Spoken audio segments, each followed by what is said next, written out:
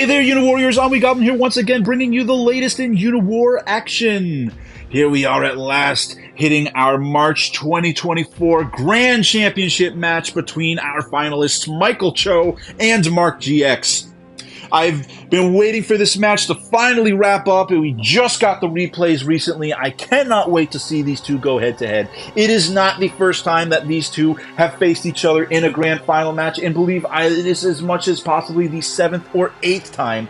So dominant against the other competitors that these two players are constantly duking it out, with MichealCho taking a win percentage against MarkGX in the grand final. I believe it is on a 3-to-1 basis, so I would put MichealCho as the favored player, but MarkGX is definitely one of the few players in the game that can knock him off of that top spot. This is an opportunity. MarkGX has to take more #1 spots in these tournaments if he's going to dethrone MichealCho. MichealCho has gotten way too many accolades. I think a win here would be a step in the right direction, but he'll have to do this again if he wins today in order to maintain enough ribbons to get MichealCho's #1 spot in terms of championship points. Either way, this is going to be with a very interesting Crawlian v Crawlian match. I typically am not the biggest fan of Crawlian v Crawlian. I think they tend to be very air heavy and build up heavy. However, this match with this map has the potential to be something quite special in terms of a standard KvK. I'm looking at the map itself. It will be played on Elements Fire, made by Prime Carrot, and coming in for 100 credits per base per turn, with an initial credit count of 250. There are, in fact, 2 city tiles on the base and that are in contested territory in the center, as well as natural city tiles in the back. So you have the potential for as much as 300 to 350 credits of natural income each turn. That's going to give them the ability to build at least a Garuda every turn. It'll certainly give them the capability to build a Swarmer every turn. So if you want to go Swarmer Underling or Garuda, you have a lot of options because you're able to pick at least one of the either types of air units each turn, which is critically important in a match like this where you have a Crawlian versus Crawlian, especially on one of these mid-level maps where it's not necessarily an extra small, but it's not necessarily a medium. It's within that small mid-range. So there's a lot of potential for the reach. You can see that the reach from the base position is just enough to get to the center in the first turn, which makes air unit control really, really important. It's going to be all about unit composition. Am I going to go with blockers? Am I going to try and go with pure air? Am I going to rush? Am I going to wait and build up? There's a lot of ways that either player could play this to try and outwit the other. With that being said, let's get the match started. Playing on the northern side as the Blue Crawlians, it will be MichealCho and his challengers. Facing him in the final match yet again, it is going to be on the southern position as the Yellow Crawlians, MarkGX. Let's get this game underway. And so again, because unit composition is so important, these opening decisions are very critical. It looks like we will see an Underling come out from MichealCho, Underling in response from MarkGX, along with a Garuda on top. And now a Garuda follow-up, and that Garuda from MarkGX is now going to push up to that position and try and kick off that Underling from the city tile. MichealCho forced to pull him back and not allow that income, and you do see that Garuda move on to the city tile, and instead of opting to go directly for the Garuda, it is going to be MichealCho using his Garudas to attack that and kill that Underling on the city tile. But MarkGX taking a decisive amount of extra income is going to be a formidable foe. We're going to see a double tap against both of these Garudas. One of those Garudas is going to be eliminated, and MarkGX taking a big Garuda kill, 350 over 100. But the Worm now pushing up into that position, and he is going to melt away this line. And with those blockers, it's going to be very hard to get to that Worm in the back. That Garuda is going to finalize the kill while landing on the health tile, and now MarkGX with that snake on the board is going to opt to pull his Garudas back, maybe get some heals. MichealCho continuing to keep that front line of Garudas, Worms, and a blocker Underling. Another Underling coming out from MarkGX. Heals on those Garudas. Another Worm from him in response. So we have a Worm Garuda Underling composition for both players. Now MarkGX pulling his units off to that left-hand side, wanting to make sure he maintains control of that city tile with the Garuda on it. Here comes the push now from MichealCho. Both those Garudas going to get a big underling kill. Can they get a shot against the worm? The worm is going to be very vulnerable at a -7 on the worm. The worm is now crippled, and with that, MichealCho has taken a huge and effective push. Can Mark GX get enough damage on this? There's going to be the first Garuda kill. Is he going to get the second Garuda kill?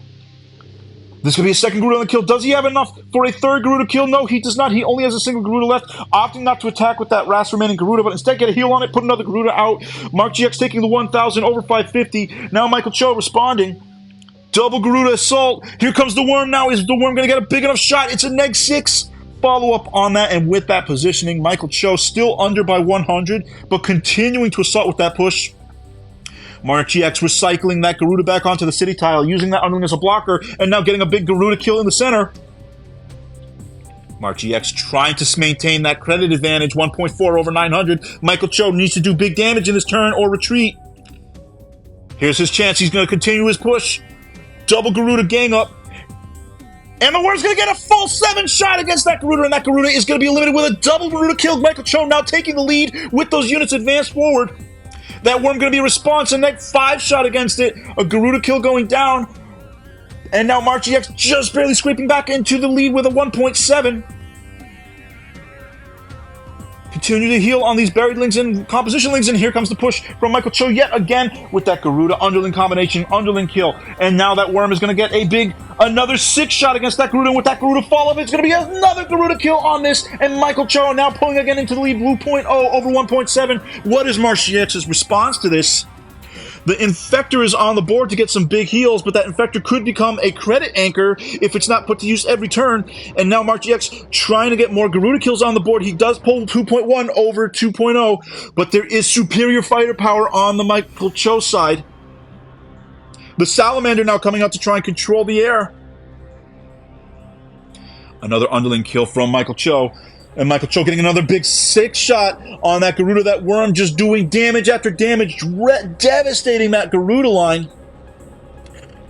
And now here's Mark GX's response. He's got double Salamanders on the board with that worm. Will it be enough? He's healed the worm to full health. The worm gets a 6 shot, 1 Garuda down. That other Garuda not able to get to get past that blocker, has to deal with the underling first, and the other Garuda is allowed to maintain a 10 health on that forward advance. Pulling that Garuda back, MichealCho now at 2.5. And now we see a pullback into the center. Mark GX has managed to take control of his side and deflect the push while maintaining a slight credit advantage. And now it's Mark GX's turn to make a push, going into the center with a double Garuda assault. That Garuda taking a big 7 shot out of that Swarmer.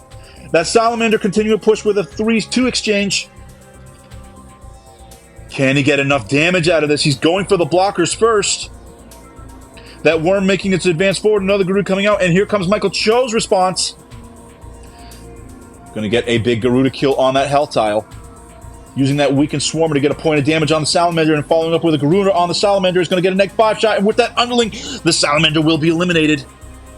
Is it enough? Getting a -7 shot against that Garuda, and then an additional Garuda curling this kill, putting MichealCho now into a big 3.4 over 2.7. Here comes the response from Mark GX, cleaning up the underlings, trying to deny that city tile from the underlings, but instead has to go for that Garuda first, so he will not get another chance to get this air damage needed. Garuda kill. Mark GX is able to keep it at 3.2 under 3.4, but now MichealCho gets an opportunity to hit this front line, and he's going to be doing yet another Garuda kill, putting him at 3.7 over 3.2. Will there be a second Garuda kill here? It looks like there just might be enough with that one Garuda moving on to the city tile. Will get an elimination on that Garuda and putting MichealCho now up to a decisive 4.1 over 3.2. Mark GX has to make big kills this turn in order to do it, but with that Garuda on the weakened tile, he does get a -2. Is it enough to bring him down with the Salamander? He does, and gets a nice decisive denial of income as well as a Garuda kill. MichealCho has to respond. That worm being pushed up yet again, getting an additional Garuda kill, 3.9 under 4.4. And he's going to shove that underling back into the city tile to try and control that extra income. That extra income right now is at a critical juncture. Worm getting a big 6 shot on that Garuda, then an additional Garuda kill. If he could get a second one, it'd be huge, but he does not have enough forces to follow up, and he's going to have to start a pullback with that Salamander. Big 3 health added onto that Swarmer, and here comes the next 7 shot with the Swarmer follow-up. Garuda kill for MichaelCho. He's going to get an underling kill. He's going to leave that worm looking very exposed, but there is not enough follow-up to reach the worm directly. Going to be safe for now. MarkGX has some damage to make up here. Is going to use the worm to get a very big 6-shot against that Garuda. Is it enough with the Salamander to take the Garuda out? No, both of the Salamanders have to team up to finish off that remaining Garuda. Damage that would have been much better done against that 2-health underling, but now has to be wasted on a Garuda shot instead. And now MichaelCho, sensing that he's starting to get a little steam out of his opponent, is going to continue to press his advantage. Base capture attempt. That's going to force a damage shot against that 2-health underling instead of one of the larger forces, and it allows MichaelCho to bring his units down further south with that extra threat. This is going to dampen heavily the efficacy of the remaining units from MarkGX. And now MarkGX happening to have to go for heals. Is he going to opt to extend the line? He is going to be able to push off that underling, but now not a single point of damage was able to go to those air units where you really need the damage to go at this point. And now with that, he's going to take advantage of that Worm and Swarmo combo. I'm going to take another base cap here. Not going for a capture attempt, but definitely going to cover the base position. The Infector is eliminated. Down goes that Salamander as well. And it looks like MichaelCho has snowballed his way into an advantage that MarkGX cannot come back from. He is able to kick off that underling from the base, but at what cost? More underlings here just to try and block the inevitable. Maybe extend it an additional round. But that underling is going to be eliminated. Is that Garuda going to go down this turn? The Garuda is eliminated with a big 7-shot from that veteran Swarm. Can he cap all the bases this turn? No, he needs to, and MarkGX does successfully push it back yet another round. We are going to go on to round 22. More underlings and salamanders coming out, just trying to desperately hold on to those bases. Can I hold on to them longer? MarkGX would love to see this go on to round 23. Can he hold on? Here comes the assault from MichaelCho, trying to free at those bases and give them the opportunity to cap. Storm going to come around, and with that worm, is it enough? Next 7-shot against that salamander. Combination base cap and shot against that salamander. And that underling is going to eliminate that final unit. Can he get rid of the worm this turn? And there's the GG. MichaelCho taking the game in 22 rounds. What a match. Such a strong back and forth. And such excellent uses of blockers. If you look at the match, it was in particular, I think things started to spiral out of control once we got to around round 15, round 14. So on round 14, the advantage is actually to MarkGX. It's slight. It's only, at this point, a 100 credit range, but in a mirror match, credits are very important, and that 100 credit could be possibly enough. However, if you look at the unit composition, he's got 2 underlings to a salamander and an underling for ground forces, and for air forces, he's got 3 Garudas versus 3 Garudas and a Swarmer. Both of them are matched up in these underlings, and the question is, was this infestor worth bringing this worm back to a full house in a full turn? I think it was partly the right call. I do think it could be the right call. With that extra 100, because he's slightly ahead, it does make more sense to bring out this infector, just because it has the ability to maintain this value. If he were to lose this worm, there's no coming back from this. He needs this worm in order to maintain damage output. But then, even though MarkGX has the advantage, he decides to push, and the question is, was this push too early?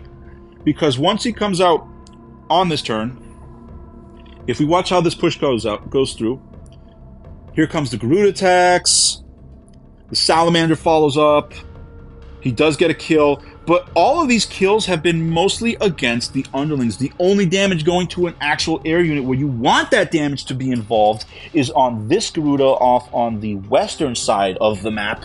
And you would ideally love to hit this Garuda and knock some of his health out and destroy some of his damage ability, or even better, get a Swarmer kill on this turn and remove that point of damage so he can't snipe out weaker units or add a gang up possibility for other units to get bigger shots. The worm is safely in the back, and I think the unit that really saved the day here was this underling right here.